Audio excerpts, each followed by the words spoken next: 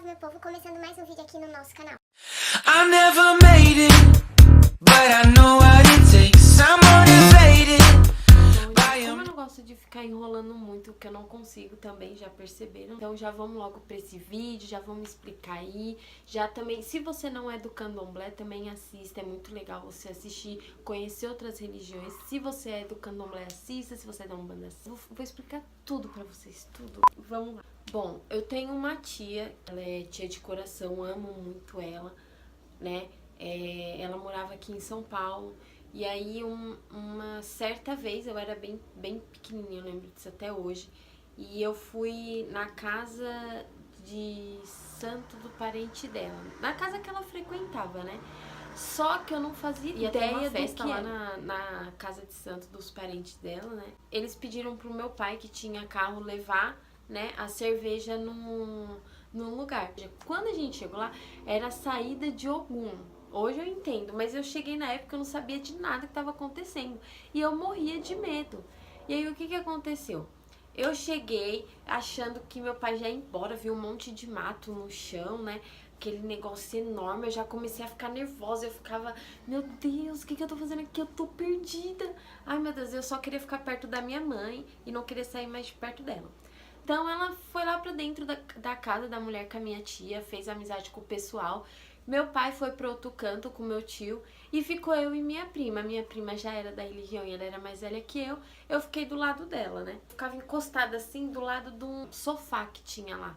E eu fiquei encostada assim, sabe? Com muito medo. E minha prima do meu lado. Minha prima, tipo, eu e ela ficava dando risada, né? Sem saber de nada. E aí, o que aconteceu? Começou o candomblé, né? Começou a festa. E aí o pai Ogum saiu pra dar nome, né? Ele saía tudo sujo de agé, tudo como acontece no candomblé. E aí, nesse momento, eu tava encostada no sofá. E minha prima comigo. Aí começou o barulho da tabaca, eu fiquei com medo. Meu Deus, me tira daqui. E ela não me tirava, só que a gente falava e eu dava risada, mas eu tava com medo. Eu falava, me tira daqui, eu não quero ficar aqui.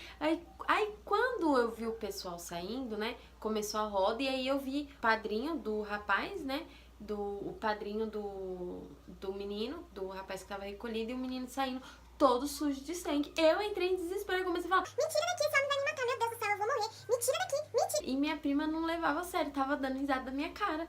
E aí eu tava com muito medo, aí eu fiquei encostada, toda encolhida, até o momento da hora de Ogum sair, voltar pro quarto. Aí ele passou por mim e foi pro quarto. Eu fiquei com tanto medo que eu travei, eu não ia nem vinha, eu ficava lá parada, eu não queria sair de lá. Eu ficava ali, parada, no canto. Minha prima, vai, vamos lá pra sua mãe. E eu não conseguia nem respirar. Que não, eu Tranquei que não passava nem sinal do Wi-Fi. E aí, o que aconteceu? Teve a saída de gala, né? A saída da festa, a saída dele toda paramentado, tudo. E Ogum foi, saiu, dançou na roda e veio, me abraçou, me pegou no colo, eu morrendo de medo, quase gritando. Ele me pegou no colo, me colocou no chão, aí pôs a mão no peito dele, pôs a mão na minha cabeça, beijou. E eu, sem entender nada, morrendo de medo. Passou-se a festa, passou-se os anos, eu fui morar com a minha avó, lá em Pernambuco. A minha avó, ela não é da religião, em fevereiro tava tendo festa de Iemanjá. E aí minha avó falou, vamos pra praia, né, eles vão fazer um luau lá. E, né, minha tia foi, nisso eu já era mais grande, acho que eu tinha uns 10 anos. E aí foi minha tia e minha avó, e eu fiquei lá sentada, mas na hora que eu vi chegando presente pra Iemanjá, que eu vi um erê, sabe, eu fiquei tão encantada, que eu me perdi, eu fiquei paralisada olhando, aí minha avó falou, pega uma rosa, né, vai lá, leva a rosa pra Iemanjá e tal. Aí eu eu peguei a flor, sabe, coloquei, queria até lá no barco. Passou-se o tempo também, esse foi meu segundo contato com o candomblé. Quando eu fiz 14 anos, eu comecei a namorar um rapaz. E a família dele toda era da Umbanda, comecei a frequentar com eles, e aí minha mãe também começou a frequentar e tal. Minha mãe deixou eu participar das rodas, comecei a colocar saia, participar. Até um dia que teve uma festa de Cosme e uma mulher tava rodando acarajé. E foi o meu primeiro contato com Inhaçã.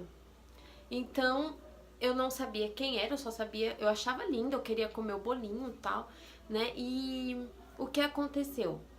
Teve a roda do xirê, né? Em Ansan rodou a acarajé, eu passei muito mal, mas eu nem sabia o que era que tava acontecendo, porque eu achava que eu nem virava, não rodava, achava que eu era ECAD, sei lá, uma coisa assim. Mas eu nunca imaginei que eu ia virar, né? E até o momento, Inhansan saiu, aí fez a roda, formou-se a roda novamente, começou a cantar umas cantigas que é da Santa pra chamar Passei debaixo do adijá, que o homem tava tocando, o pai de santo tava tocando o adijá assim. Na hora que ele deu a volta, na hora que eu dei a volta, eu passei debaixo do adijá e eu comecei a passar muito mal, comecei a cair nos cantos. Eu não via nada, eu só vi que eu tava com um banho. Passou, minha mãe ficou muito assustada, eu entrei pra dentro de um quarto, né? E aí eu acordei, e aí minha mãe veio conversar comigo, perguntou se eu tava bem, eu falei que tava tudo bem. Isso a minha mãe carnal, tá, gente? Perguntou se tava tudo bem, eu falei que tava tudo bem, mas que eu senti uma sensação muito estranha e tal. E aí eu comecei a me aprofundar, a conhecer mais. Eu comecei a frequentar mais a Umbanda, o Candomblé. Eu saí daquele terreiro junto com a minha mãe saiu, depois de um tempo eu saí e comecei a frequentar a Umbanda com a família do meu ex-namorado. E aí eu comecei a frequentar, rodei com o meu primeiro guia na Umbanda, que foi a minha baiana. Comecei a frequentar e aí foi passando o tempo, eu fui me desenvolvendo, né? Quando eu fiz, acho que 16 anos, eu comecei a estudar Umbanda, eu estudava bastante, estudava folha, estudava tudo quanto era tipo, comecei a estudar o Candomblé, porque eu queria entender o que era o Candomblé, qual era a diferença. E aí eu conheci um menino, um amigo, ele ainda é meu amigo até hoje, ele me levou uma vez na casa de uns parentes de santo dele lá. E aí eles falaram, Essa menina vai fazer santo. E eu tinha um cabelo enorme, meu cabelo era no quadril. Eu falava, jamais, Deus que me perdoe, nunca. E eles falaram, essa menina vai fazer santo, essa menina vai fazer santo. Eu falei, não vou fazer santo, quero ver quem vai fazer eu fazer santo. E passou-se o tempo, eu comecei a me desenvolver na Umbanda, né, nesse meio tempo dos meus 15 anos, dos 14 anos, que foi quando eu virei pra frente, eu comecei a me desenvolver, então eu comecei a trabalhar com outros guias e tal, né. E quando eu fiz 16 anos, eu passei a ir pra eu me separei do meu ex-namorado e aí eu comecei a frequentar sozinha outro terreiro. E aí eu fui conhecendo outros terreiros. Eu vou ser bem sincera, eu passei, não foi em um não, foi em vários. Passava de galho em galho, não me identificava com nenhum terreiro, não conseguia ficar, porque eu achava as coisas bem diferentes. Outra, quando você começa a frequentar um terreiro, você começa a pular de galho em galho, você vai ver outras coisas, você vai ver gente errando, gente fingindo, você vai ver muita coisa. Então, assim, eu perdi um pouco da minha fé. Um pouco não, boa parte, porque eu achava bonita a minha fé de início, quando eu comecei. Então, eu perdi muito minha fé, né? E eu começava a ver, eu via a minha religião como as outras pessoas olhavam, sabe? É oba-oba, é festa, é macumba, é só toque, é só ponto. E as coisas não são bem assim. A gente sabe que a Umbanda e o Candomblé, eles são caminhos totalmente diferentes. Nessa minha andança, né? Eu fui perdendo a minha fé. Eu reclamava, mas só ajuda os outros e não me ajuda. Só ajuda não sei quem e não me ajuda, né? Então eu comecei a reclamar mais, já tinha estudado bastante coisa, mas eu não deixei de frequentar. Até eu conhecer uma casa que era de Umbanda e Candomblé, né? Toda segunda-feira eles tocavam Umbanda e eles tinham o Candomblé, lá era Angola. E eu comecei a frequentar tal a Umbanda, né? Comecei a Umbanda deles, achava bem legal, aprendi muita coisa, sou muito grata porque eu aprendi muita coisa. Foi a partir dali que minha fé começou a se reestruturar de novo, eu comecei a abrir mais meus olhos, comecei a me amadurecer dentro da religião. Então, eu comecei a conhecer o Candomblé, e já conhecia a Umbanda, até o momento, né, de eu conversar com quem seria o meu vô de santo naquela casa. Eu comecei a conversar com ele e tal, e ele falou, ó, filha, eu vou jogar pra você. Na hora que ele jogou, ele abriu o jogo, falava que eu era de Inhansan, com outro orixá, que não sei o que, começou a falar bastante coisa. Eu comecei a me interessar mais pelo Candomblé, e aí eu fui me interessando, e como eu já trabalhava na Umbanda lá, porque eu queria fazer santo no Candomblé. E aí, até quando eu fiz 17 anos, eu cheguei na minha mãe, eu posso fazer santo? Ela, você não vai raspar. Então, você tá achando que você se manda. Foi uma briga bem feia, gente. Nossa, eu não gosto nem de lembrar. Eu enfrentei minha mãe e falei que eu ia fazer santo, ela querendo ou não. E se ela não deixasse com aquela idade, que quando eu fizesse 18 anos, eu ia aparecer careca dentro de casa. E ela falou, então você vai aparecer careca, você vai pegar suas malas, você vai embora. Foi uma discussão bem feia, né? Eu acabei não fazendo santo naquela época. Saí do terreiro que eu tava. Foi uma mudança geral na minha vida. E aí eu comecei a estudar mais ainda, não frequentava nenhum terreiro. Eu tenho uma amiga até hoje, a Leidinha, que a gente ia pra vários lugares conhecer a Umbanda, o Candomblé. E a gente ia no Vale dos Orixás, a gente fazia várias visitas, então a gente começou a se interessar mais. Eu, particularmente, comecei a estudar, porém, eu não conseguia tirar o meu diploma, até porque os cursos eram pagos, eu era menor de idade e tal, eu não conseguia fazer, eu nunca tinha dinheiro pra fazer esses cursos, né? E minha mãe também não deixava, porque ela via que eu tava me aprofundando na religião e que era uma coisa que ia ser certeza na minha vida. Foi uma briga muito feia com a minha mãe, eu deixei de frequentar os terreiros que eu ia. Eu não parei, eu só tinha me afastado, minha fé continuava mesmo, eu sabia que era aquilo que eu queria pra mim, eu só me afastei, eu dei um tempo pra mim. Nisso, eu fiz os 18 anos. E aí, eu conheci, através de uma outra casa que eu frequentei, eu acho que um mês só, eu conheci o meu pai de santo, né, que é o Fernando de Logumedé. Eu conheci o meu pai de santo, eu conversei com ele, comecei a frequentar a casa dele, conheci as normas, os costumes, comecei a aprender o que era um rumbê dentro de uma casa de candomblé. Eu me afastei um pouco da Umbanda e comecei a frequentar mais. Meu pai fazia xirê, meu pai fazia orô, essas coisas. Meu pai reunia todo mundo para ensinar sobre Itã de Orixá, para ensinar o que era uma folha. Então, assim, meu pai, ele sempre teve esse cuidado, esse conhecimento. Ele tem que passar pra gente antes de a gente entrar, antes de a gente fazer um santo, a gente tem que saber o que é uma folha. O mínimo que a gente precisa saber é ter um rumbê, né? Então, assim, o meu pai, ele foi me ensinando a cada dia que passava, eu tava mais dentro. Teve um orô na casa, né, no fim do ano, onde o ogã da casa tava recolhendo, que ele tava dando, tomando obrigação, se eu não me engano, eu não me recordo. Era pra Iemanjá, e a gente estava tudo reunido, e meu pai começou a cantar. Eu sei que eu apaguei, do nada eu apaguei, eu não lembro o que aconteceu, eu não lembro, eu apaguei. O meu marido estava lá, porém o meu marido não é da religião, ele ficou assustado, né, e eu não lembro, eu só lembro que eu fui acordar, era altas horas da madrugada, dentro do quarto de santo, com meu pai orando, a casa orando, meu pai tocando adijá, e eu me lembro só disso, eu na esteira. E aí eu perguntei pro meu pai, o que tá acontecendo? Eu peguei no sono, eu não sabia realmente o que tinha acontecido. Aí ele falou, então, o que aconteceu? Você bolou no santo, tá? O pai vai entrar no jogo pra você, a gente vai conversar e a gente vai ver o que pode ser feito. Tá bom. A gente entrou no jogo, começou a sair várias coisas no meu jogo, falando que Inhaçã queria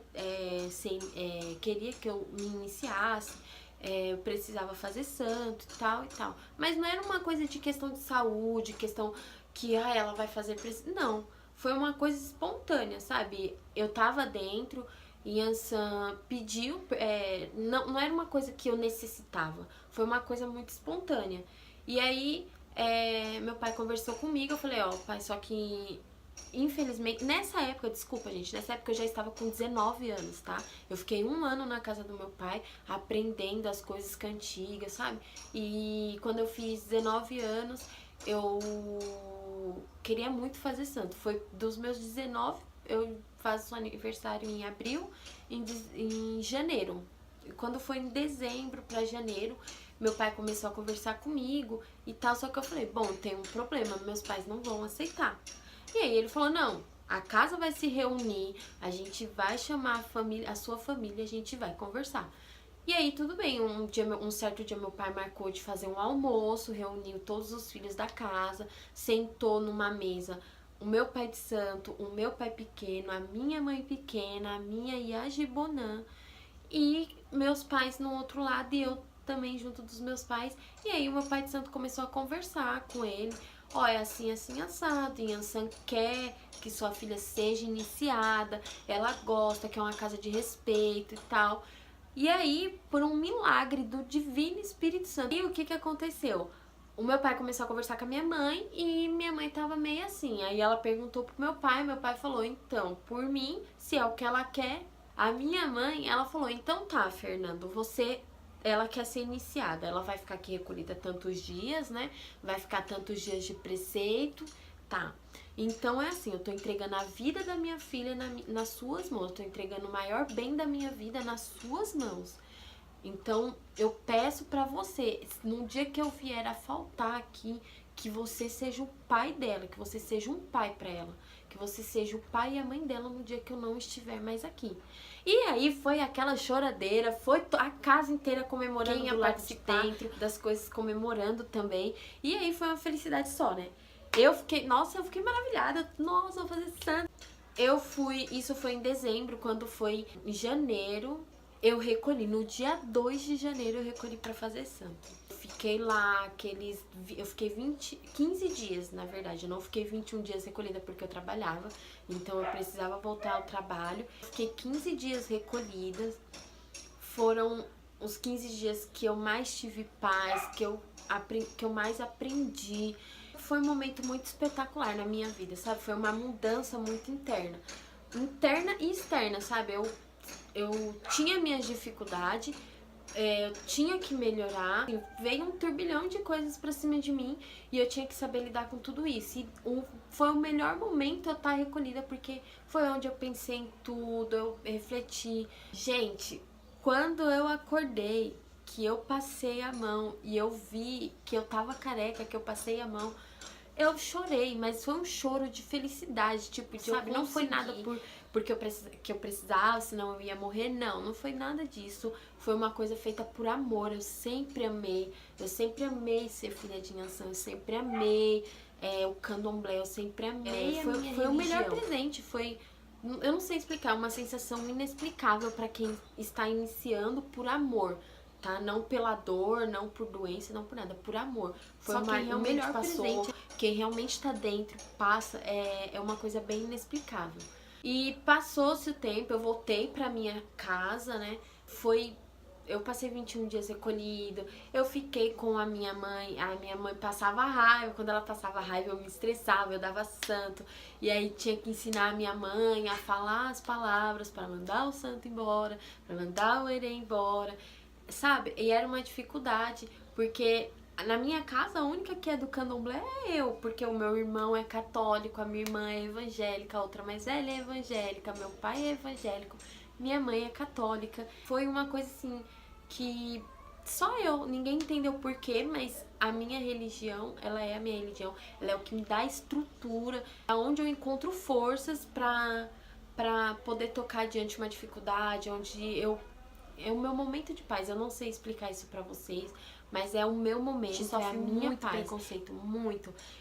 Por achar que eu sou do candomblé, eu não creio em Jesus Cristo, eu não creio em Nossa Senhora, eu não creio. Eu saí de preceito, em Deus, voltei às minhas atividades, voltei a trabalhar. E aí você encara a realidade de outro jeito. Por quê? Você ainda tá de preceito, querendo ou não, você ainda fica de preceito em algumas coisas, né? Que você tem que estar pronto pra passar. E aí eu passei por essa fase, graças a Deus. Eu comecei a frequentar Umbanda de novo, os meus guias voltaram, mas eu não fiz santo procurando nada, ao contrário de muitas pessoas que fazem santo procurando alguma coisa e não saem da lama, entendeu? Então, gente, a minha dica é, se você vai pro candomblé, vai sim, conheça, se aprofunde, estude, aprenda o que é um rumbé, aprenda o que é um orô, aprenda pra que serve um sacrifício. E aí você toma a sua decisão de fazer santo, se sim ou não, porque não é uma caminhada fácil, é uma caminhada difícil. Ei, cachorro! Gente, é um homem batendo no martelo, é o cachorro latindo. A minha história no candomblé, tá? A minha história na minha religião. Eu dividi com vocês, é uma coisa muito particular minha. Espero que vocês gostem. Se vocês gostou desse vídeo, deixa o E é like isso, aí gente. pra Um me beijo ajudar. enorme. Foi um prazer gravar esse vídeo. Até mais, gente.